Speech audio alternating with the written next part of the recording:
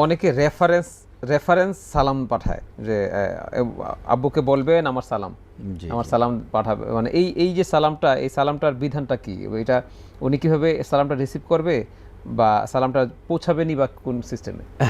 জি জি, খুব সুন্দর একটা রেয়ার প্রশ্ন। এই প্রশ্নটা আমার মাথায় অনেক ঘুরে যে আসলে মানুষেরা এই জিনিসটার মধ্যে সুন্নত পালন করে না। যেমন ধরুন কেউ বলল যে অমুকে আপনাকে সালাম জানিয়েছে, তো আসলে মূলত এই শুধুমাত্র এই কথাটা তো সালাম না। জি। আবার ধরেন মনে করেন কেউ যদি বলে যে আচ্ছা অমুকের কাছে আপনি সালাম পাঠাইয়েন, আপনি সালাম দেন নাই, আপনি সালাম দেন নাই, আর এই সালাম কিভাবে পৌঁছবে? আসলে মূলত কেউ কাউকে যদি সালাম দেয়, রাসূলের রওজায় আমার সালাম পৌঁছে দিয়েন, না মানে এটা আপনি বললে তো সালাম, আপনাকে সালাম দিতে হবে যে ভাই আসসালামু আলাইকুম, এই সালামটা আপনি রাসূলের কাছে রাসূলের রওজায় দিয়ে, হ্যাঁ, বা অমুকের কাছে আমার সালামটা দিন আসসালামু আলাইকুম। তাহলে তাহলে হবে কি, আপনি যখন মানে এটা শুনবেন, যিনি শুনবে অর্থাৎ যার কাছে সালামটা পৌঁছানো হলো, তখন আপনি তো বাহক, জি, আপনি বলছেন যে ভাই অমুক আব্দুল্লাহ আপনাকে সালাম দিয়েছে।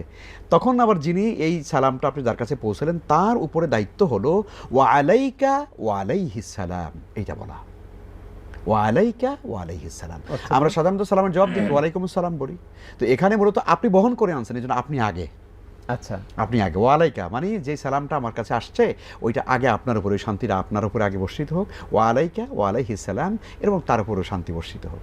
সুবহানাল্লাহ। তাহলে যিনি সালাম পাঠাবেন তিনি সালাম দিয়ে সালাম পাঠাবেন, আর যিনি সালাম গ্রহণ করবেন তিনি বলবেন যে ওয়ালাইকা ওয়ালাইহিস সালাম, আপনার উপরে এবং তার উপরে সালাম শান্তি বর্ষিত হোক। যিনি সালাম দিলেন, যাকে সালাম দিলেন, যার মাধ্যমে তিনি সালাম পৌঁছানোর চেষ্টা করলেন, তিনি তো বলছেন যে আসসালামু আলাইকুম, আপনি সালামটা পৌঁছে দিন। জি, আসসালামু আলাইকুম মানে তো আপনি, আপনার উপর শান্তি বর্ষিত হোক, ওই পৌঁছে দিয়ে ওই যে পৌঁছে দেওয়ার কথা বলেছেন, হ্যাঁ, যে এটা আপনার উপরও মানে শান্তিটা আসবে, তার উপরও আসবে। সালাম তো সালামের বাক্যই তো আলাইকুম, মানে আসসালামু আলাইকুম, এর বাইরে তো আর কিছু বলার নেই যে আসসালামু আলাইহু।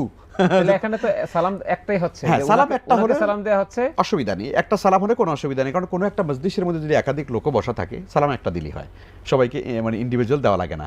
যেহেতু আপনার মাধ্যমে তার কাছে সালামটা যাবে, শুধু আসসালামু আলাইকুম বললেই এটা হয়ে যাবে ইনশাআল্লাহ, এতে আপনিও এটার সওয়াব পাবেন আর সেও পাবে।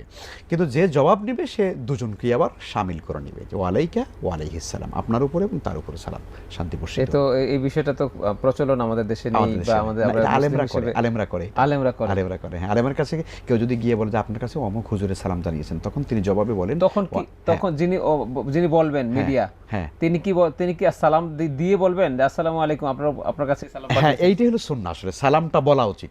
সালাম না বললে তো উনি তো এমনিতেই সালাম বলবে আগে, সালামটা বলা, উনি আপনাকে আসসালামু আলাইকুম বলেছে, হ্যাঁ অমুকে আপনাকে আসসালামু আলাইকুম বলেছে, তখন হলো আপনি বলবেন যে হ্যাঁ ওয়ালাইকা ওয়ালাইহিস সালাম, আপনার উপর এবং তার উপরে সালাম।